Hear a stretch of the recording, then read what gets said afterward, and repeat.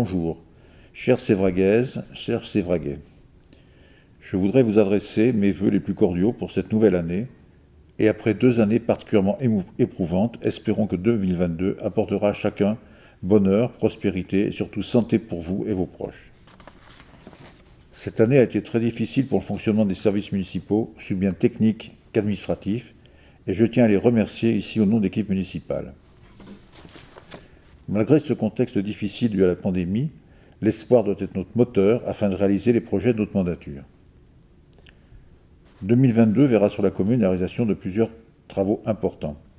Réfection de l'avenue Pierre-Sémard, travaux d'assainissement de l'avenue Général de Gaulle, début des travaux de la médiathèque au centre-bourg, City-Stade à la Panouse, lancement de logements locatifs au lotissement des Grands Champs à Rocoul et réalisation de ceux de Buzins. Notre dossier de centre médical avec des médecins salariés suit son cours dans les méandres administratifs, mais nous espérons bien régler le problème dans l'année.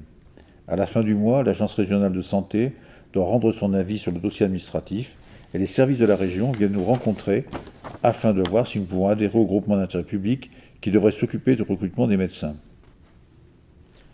Le premier conseil municipal de 2022 sera consacré à l'avenir énergétique de la commune afin d'apporter notre contribution à la lutte contre le réchauffement climatique.